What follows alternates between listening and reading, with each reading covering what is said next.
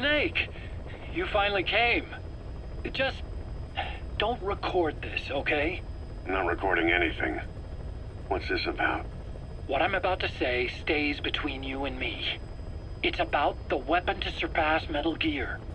Do you know a researcher by the name of Clark? He works in the biotech industry, real advanced stuff. His area is bioengineering, but lately he's also gotten into genetic research. Never heard of him. Well then, what do you know about cloning? I think I've heard enough. Hold on, this is important. Cloning lets you create a genetic copy of an organism. You take the nucleus of one of its cells, and you swap it with the nucleus of an unfertilized egg from another member of the same species. They started out working with plants, but since then they've had success with other organisms, including mammals. It's a hot area for a lot of places right now. Corporations, universities, research groups. There's no shortage of scientists out to get famous and patent their work, with morality taking a back seat. Isn't that a little outside your field? It's got nothing to do with my research. But I thought it might be of interest to you. Cloning, and Dr. Clark, I mean. Go on. Now, this is really highly classified stuff, but I've heard that an American biotech company has successfully cloned a human being. What's more, it happened over 10 years ago, and the researcher behind it was Dr. Clark. You've really never heard of him? I don't meet many doctors. This Dr. Clark is a complete ghost, even to others in his field. His age, where he comes from, that might not be his real name. And I can't even say for sure he's a he. Clark's employer, ATGC, its company motto is embracing your hopes, preserving talent. What does this have to do with me? Cypher.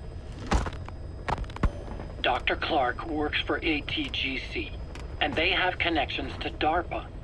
Cypher couldn't function without the communications network DARPA's built. Meaning, Cypher has to be a part of the Pentagon. Or at least, the two are joined at the hip. DARPA is a driving force behind human cloning. It's a pretty high priority project for them. And this Dr. Clark, some say he's a pivotal player in Cypher. But that's not all. Every cell nucleus in an organism contains the genetic information for that organism. Think of it as a blueprint for life. Clark appears to be working on how to decode this information and rearrange it at will. If you could do that, it would mean being able to custom design human beings for specific purposes. Can you believe that? Suppose for a moment that this is all fact. A man of your talents, if your genetic information died with you, that would be a terrible loss for mankind. But what if mankind could preserve you for future generations by cloning you? All right, enough. I get the idea. Look, I know it's inductive reasoning, but this weapon to surpass Metal Gear they're developing in Africa, I believe it's something that uses this new technology.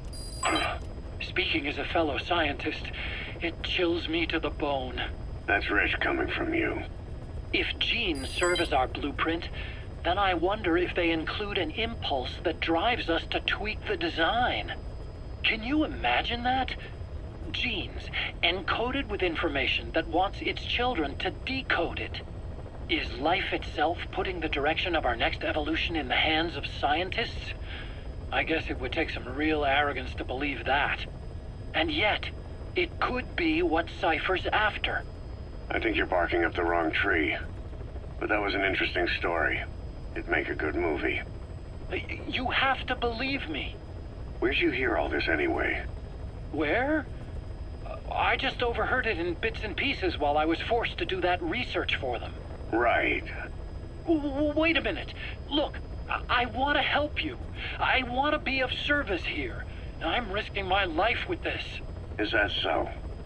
Maybe it's time we brought someone else into the conversation. No, not him. Not Ocelot. You can't do this.